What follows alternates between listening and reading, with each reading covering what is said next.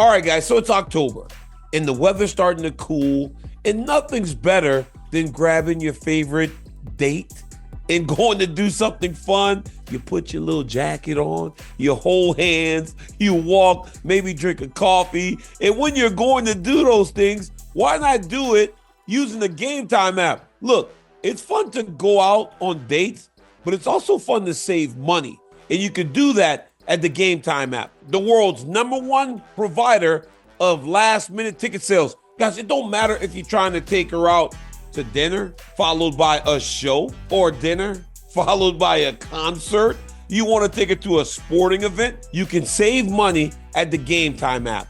And how else can I help you save more money?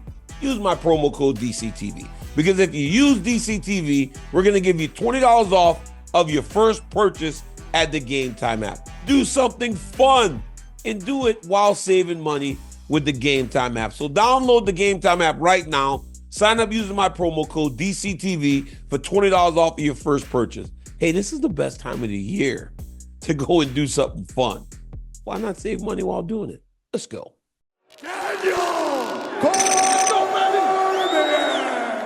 Another episode of Funky and the Champ. I'm fat. Jamal's like skinny fat. He's like you're skinny fat. Take it back. Today I chose violence. I'm suing. Sue them. I had the mute on for the fight. Sorry, Daniel. I did mute you. You guys are going to be lifetime enemies because of the shit you say the moment you get a microphone in your face. Bro, you're crazy.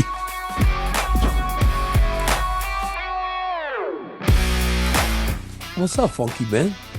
I'm doing good. How are you? Hey, bro, like you without a shirt now?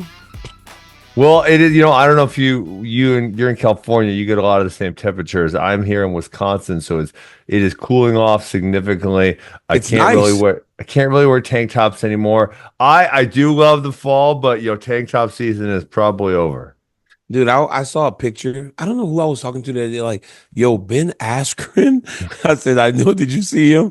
Yo, why didn't you just do what you're doing now when you were fighting? Because you can't take testosterone. It's illegal.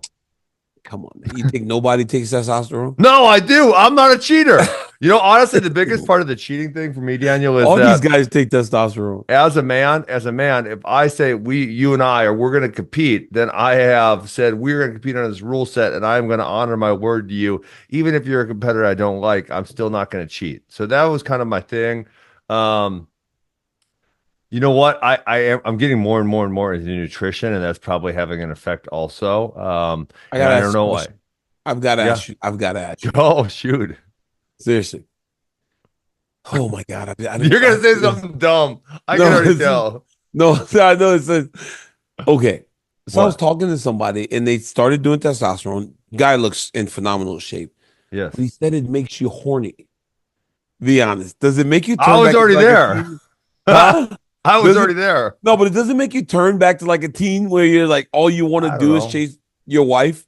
That's what I do every day, all day.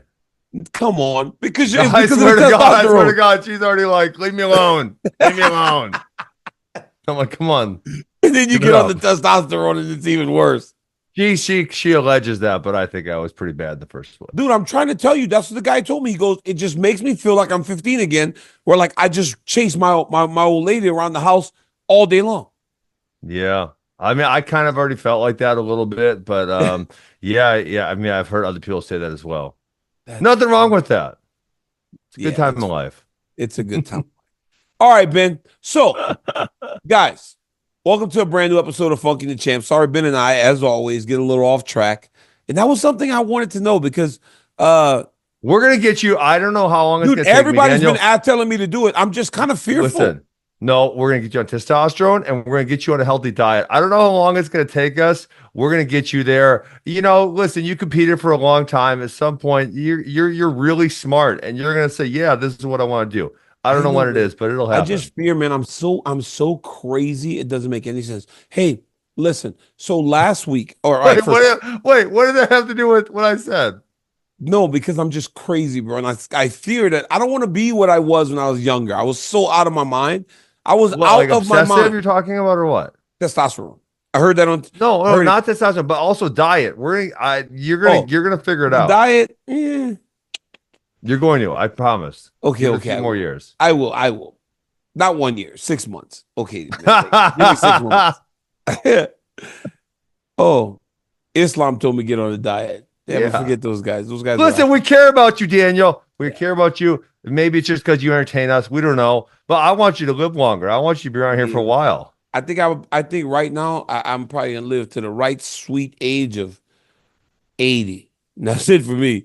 Once I hit 80, that's all you want. Once I hit 80, the upper room for me. Hey, but listen, Ben, UFC 307 was last weekend.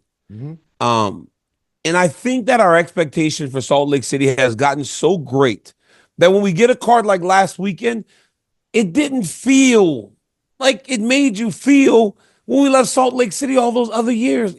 What did you make of the card in general? Like, it just kind of felt like it wasn't what it used to be when you're there. Well, I think I honestly feel like I said this on the show that it wasn't a super great card. I thought it was good on paper. It was good. I remember the one thing I said when I look at this card and I look at UFC 308, I'm like, oh my God, UFC 308, that's going to be a lot of fun. You know, there's the Magomedov guy who's really good, Ankalaev's really good, Chimaev and Whitaker is fun, Holloway and Topuria. They did have Gane and Volkov, right, which got taken off that card. Like, that card was stacked. You have Rafael Dos Anjos on the undercard. So I think when we compare to 308, it was maybe not as great. And then, sometimes you look at cards and say, I'm not all that excited. And then the fights go nuts, right? And then sometimes you're like, oh, not all that excited. And then they end up being not really great fights either. That's what last weekend felt like. Yeah. But what Alex Periera is becoming like easily the greatest star in mixed martial arts. Yes. But last weekend, he was hurt going in to the point that he didn't know that he would even compete.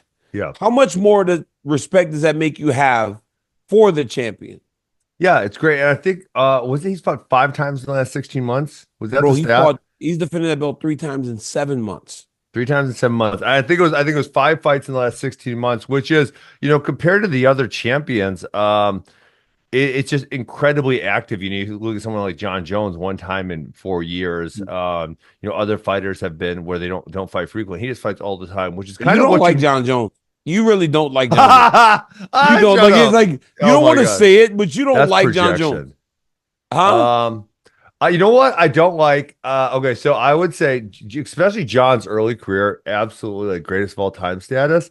But because we've talked about so many times on the show, I'm annoyed that he's not fighting Tom Aspinall. I think it's so stupid. I can't believe Dana's allowing it.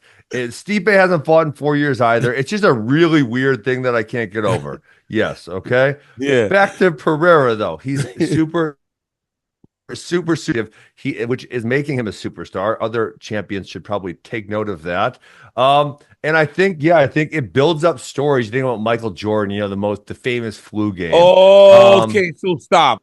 What? Stop it right now. You said Michael Jordan.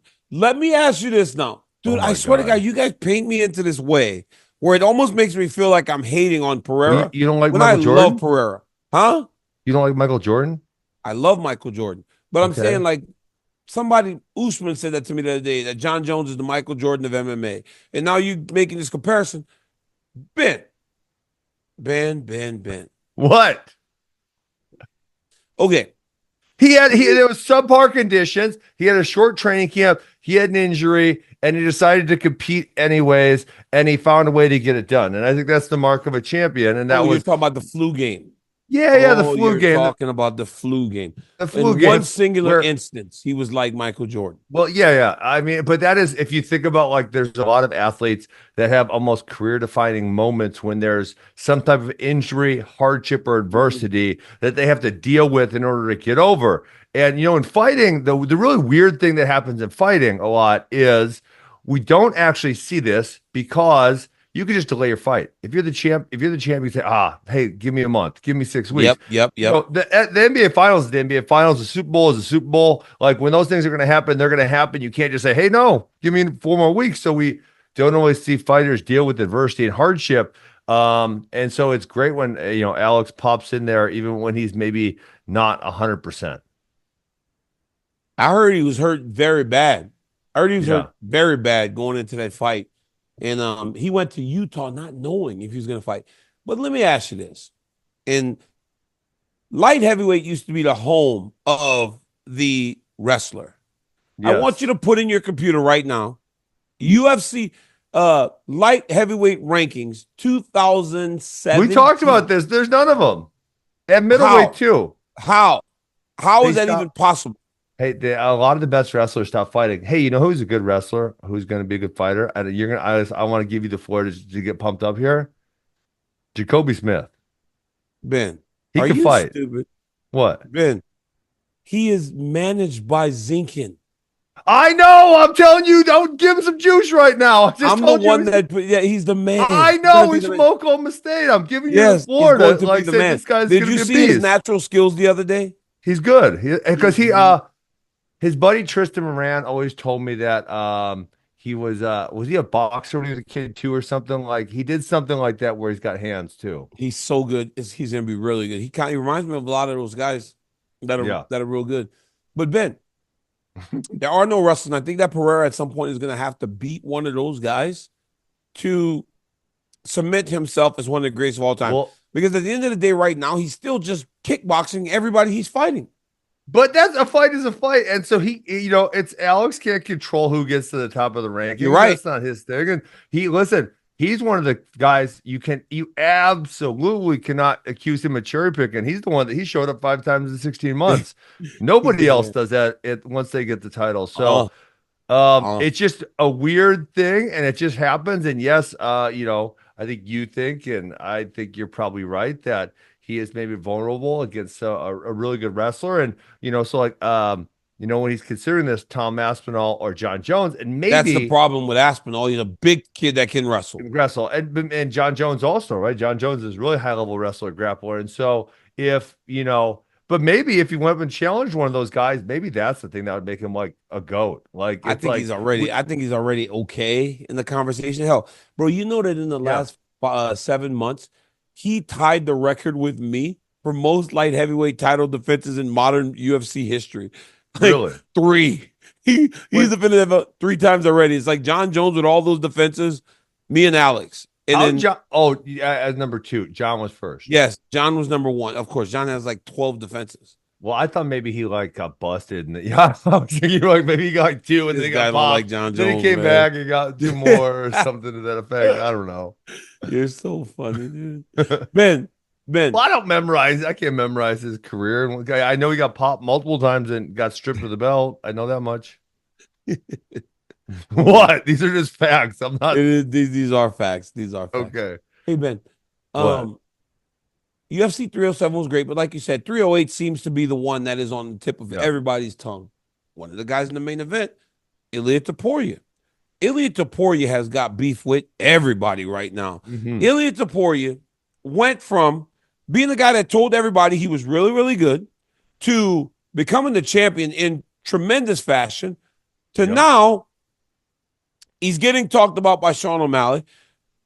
Part about me and the O'Malley equation of this whole thing is I don't know if Sean knew what he was trying to say when he was tweeting this. He wrote, Ilia is going to be the next Cody Garbrandt. He had his little Dominic Cruz performance.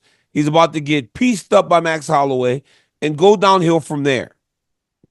Then, right? Yeah, that's so him weird. insulting him. Keep reading. It's so That's weird. him insulting him. And then he goes, from there, not really.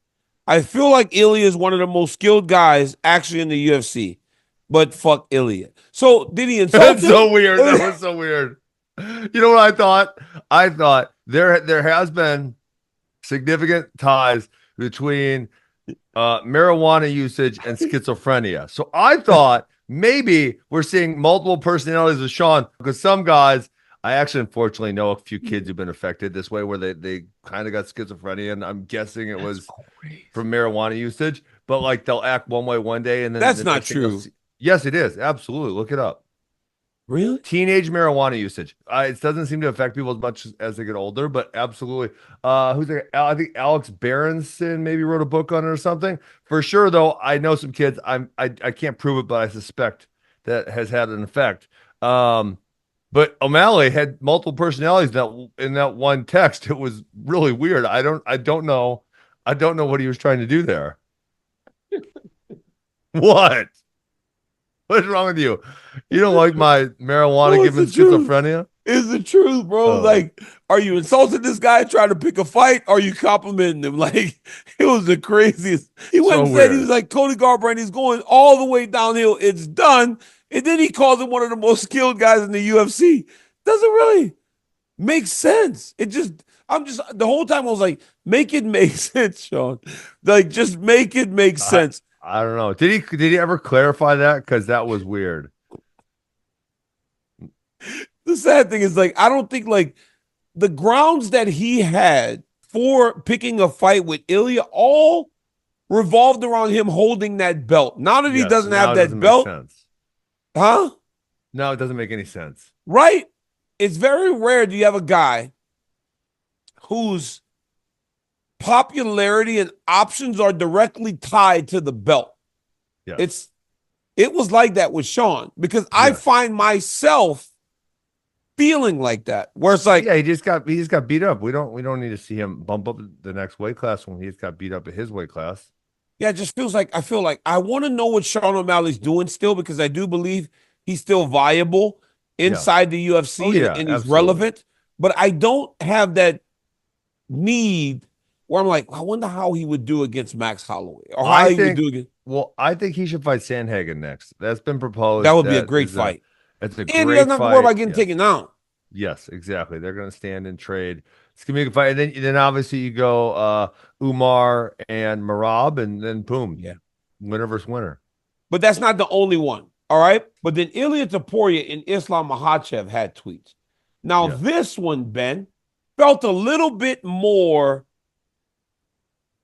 It felt personal and like these guys might, like a real beef. It said, Islam says, if Topuria keeps acting like that, it may finish badly for him. Something might happen. I haven't seen him cross any lines just yet. He needs to focus on his weight class and defend his belt. Ilia then responds, I don't need to cross lines, but it would seem like the kids that hang out with you will try to cross a line that they can't come back from.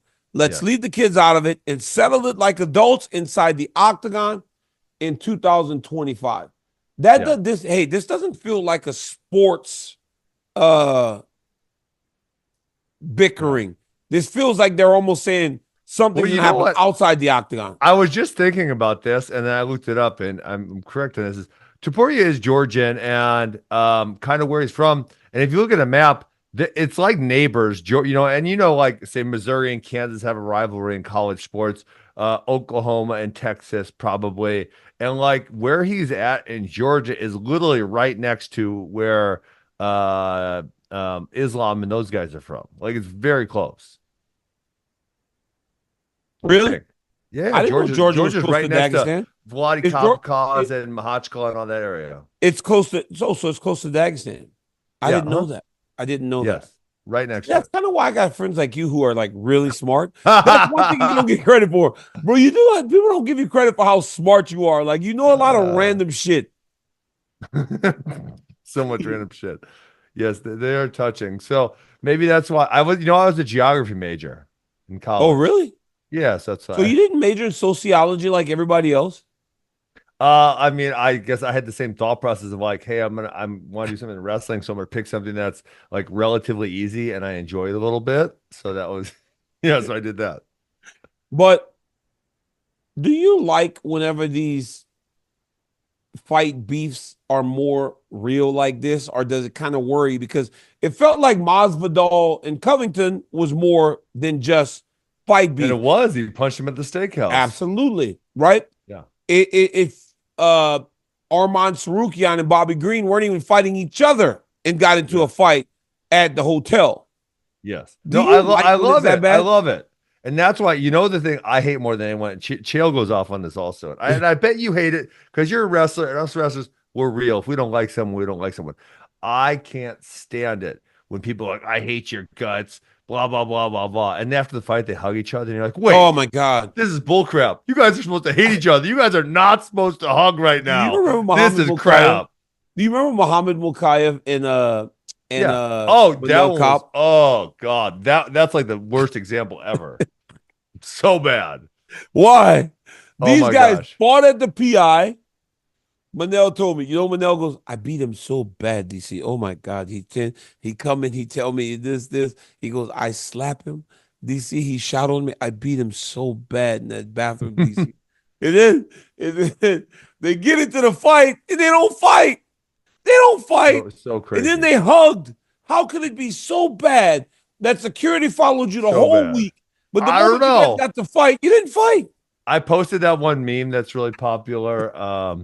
And both of them got mad at me. You know the one where the two like mean dogs they're going, and then the fence pulls back, and then they just start looking at each other. And they don't do nothing. Like that was like what are they doing? So that is something we hate more than anything else. So yes, I Yeah. love it when it's real. I love it when they actually want to fight each other. Khabib Connor would be a great example of That was Khabib. good though. When It was Khabib and great. Conor It hated was each other, but freaking they actually awesome. fought. They just fought each other. And then he wanted to kill him afterwards. Still, yes, it was That's when you know tremendous. it's still. That's when you knew it was Yes, real. so real. But these guys seem to be like threatening each other I love it. and that's it.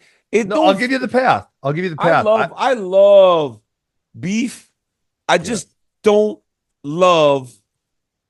I don't love that when they start saying stuff like I don't know because I guess it's just the unknown of their cultures Yeah. that makes me go, man, who are these guys tied to that they would say this dude may never come back, right? Like that because I don't know the culture well enough. I think that's a little maybe maybe who knows, but Are I think it's great. I love that Topuria is planting that seed because I think that Topuria has a title fight coming up very soon. Why is he doing that though when he's got the most dangerous guy, Max Holloway, in front of him?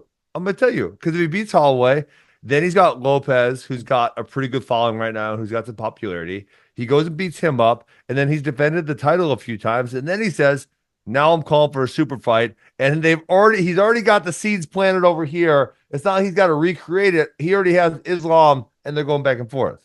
I kind of like when they plant the seeds. You saw what Juliana Pena did last weekend? Yes. They put Kayla Harrison on the screen and she called out Amanda Nunes.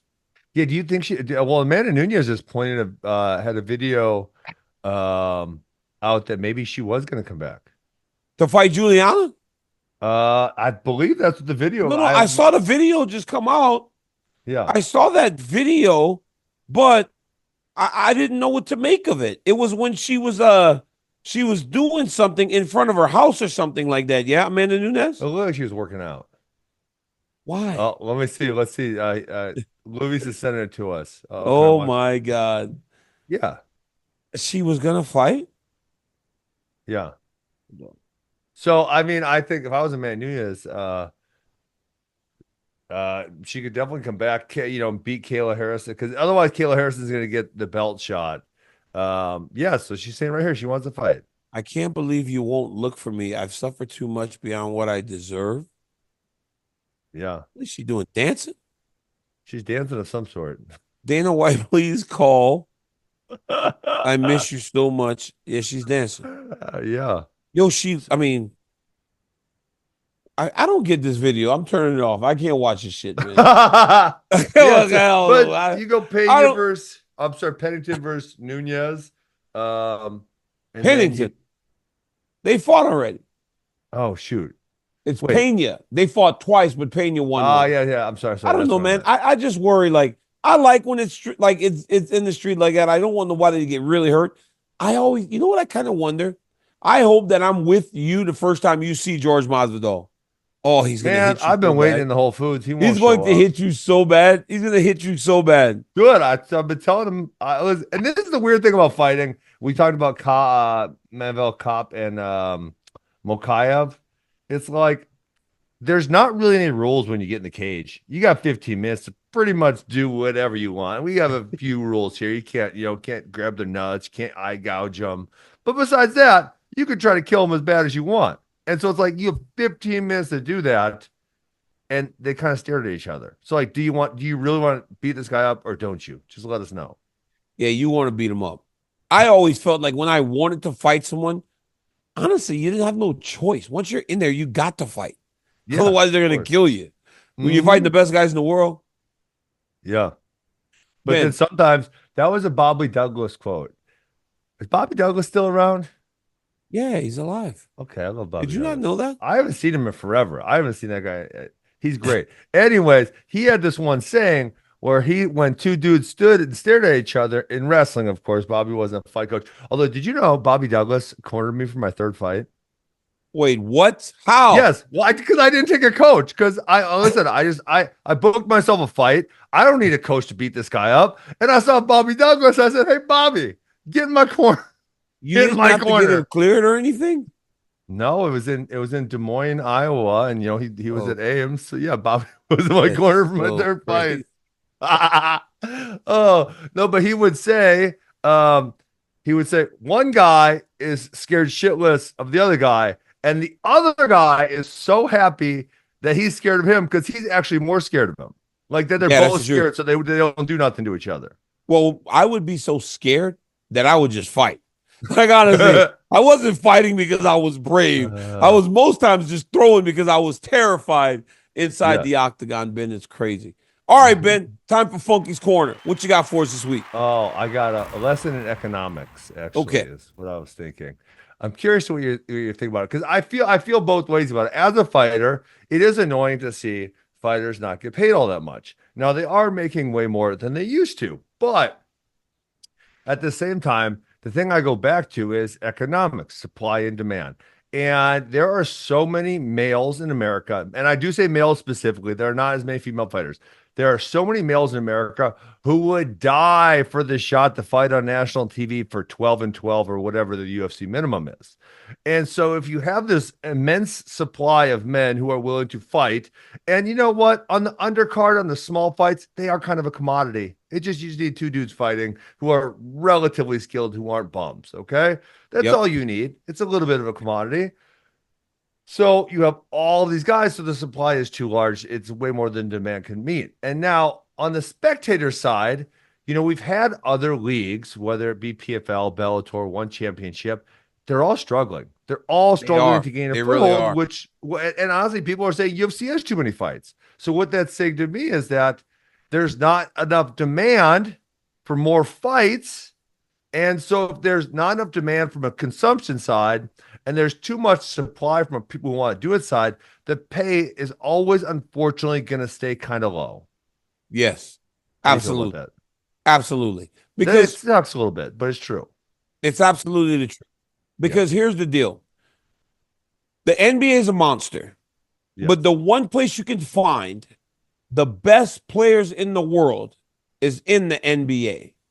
The NBA does not exist without the best players in the world.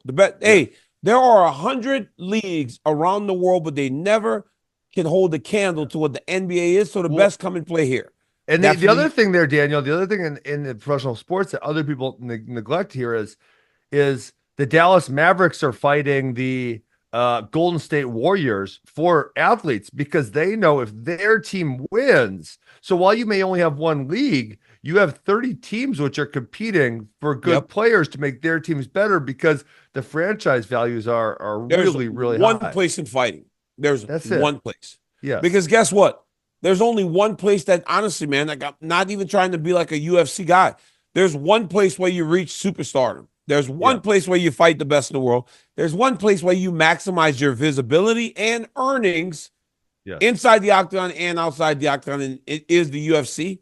And every other organization tries, and then eventually it starts to falter. And I don't understand why. The only one that has found success is Scott Coker. He's the only guy that has found sustained success. I think if you go far enough back, obviously, if you go far enough back, Pride was really big for a while. Like there was a few others, but yet now it's like UFC it's more of a monopoly than it's ever been, and no other. It continues. The gap widens. The gap widens every time. It's every year it widens, and not even by like a little bit. It widens by double every time. Every time, and Dana was talking about this the other day, every time the PFL uses that Kayla Harrison loss to promote someone on another card, that just tells you that they're just throwing shit at the wall, hoping something sticks, and go, oh, well, the hope is that, oh, this girl beat Kayla Harrison. She just fought in the UFC. But to get to let's watch this girl, well, Kayla Harrison's one of the best in the UFC. So they go, oh, UFC, light bulb, go watch UFC. Yeah. They never get to the product that you're trying to sell because you're constantly pushing UFC to them that you beat them. Francis Ngannou is about to headline a pay-per-view.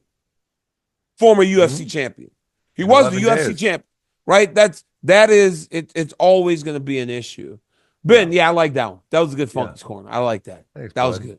That was a good one, Ben. And it does suck. And so you know what I tell all these young males?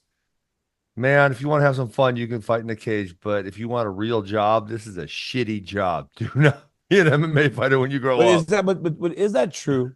Yes, because 100%. we made money that we would never have made anywhere else. We are in the 0.01, 0.2% or something. It's like but still though, Ben, you never even learned to fight. You just wrestle everybody. We're gonna talk shit now. I'm just being honest, Ben. You just literally remember that one time I said, Ben, why didn't you why haven't you? I go, dude, you made it to a world title fight. You never learned striking. You were like, I didn't really need to. Why would I?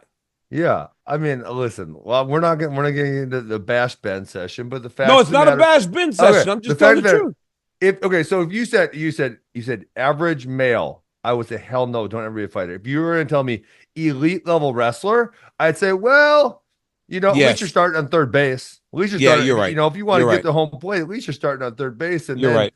You're absolutely right. That far to go. You're absolutely right. You're talking about the wrestler, you're talking about the average man in the country. Yes, don't fight. Yeah, dude comes up to you at the freaking Starbucks on the corner there in Gilroy and says, "Hey, Dan, I want to be an MMA fighter." I'm like, man, hell no, don't do this, anything man. Else. He's gonna get your ass kicked, dog.